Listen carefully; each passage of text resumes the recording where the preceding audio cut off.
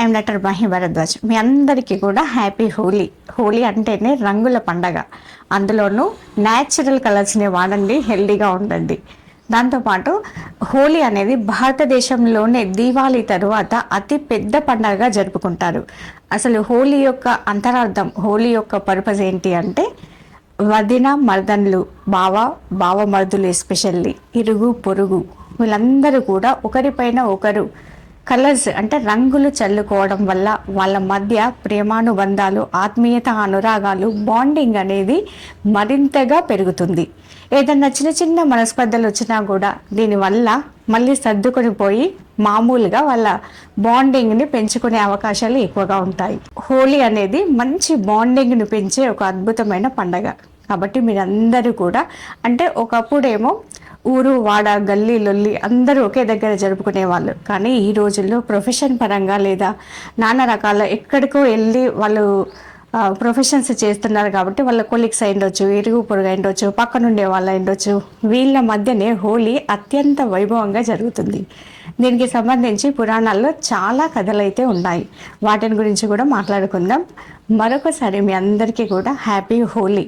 మీరందరూ కూడా దీని పర్పస్ను ఫుల్ఫిల్ చేసుకొని హ్యాపీగా ఉండాలని కోరుకుంటున్నాను.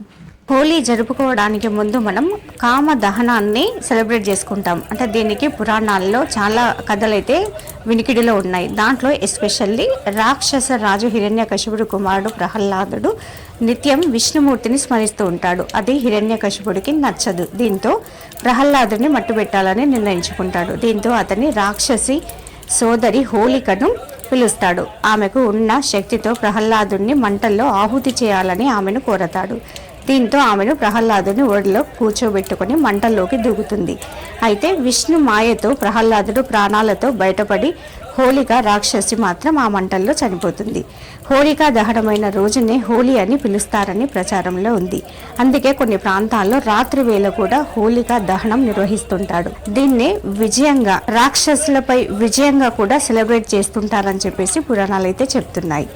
దీంతో పాటు హోలీ వస్తుందంటేనే దేశమంతా కూడా ఉత్సాహంతో పాల్గొంటూ ఉంటారు. చిన్న పెద్ద ముసలి ముతక కుల మత భేదాలు లేకుండా భారతదేశం అందరూ కూడా ఈ హోలీని ఆనందోత్సాహాలతో జరుపుకుంటారు. దీనిలో హోలీ అంటే అగ్ని లేదా అగ్నితో పునీతమైందని అర్థం. దీనినే కాముడి పున్నమాని, హోలికా పూర్ణమి అని కూడా వ్యవహరిస్తారు. ఏటా ఫాల్గుణ మాసంలో పౌర్ణమి రోజున వచ్చే ఈ పండగను హోలీ, కాముని పున్నమి, డోలికోత్సవం అని కూడా అంటుంటారు. ఈ హోలీని మరొక చరిత్ర కూడా ఉంది. ఇదేంటంటే ఆ రోజు శ్రీకృష్ణుడు గోపికలతో కలిసి బృందావనంలోని పువ్వులతో, రంగులతో ఈ ఉత్సవాన్ని జరుపుకున్నట్లుగా భావిస్తారు.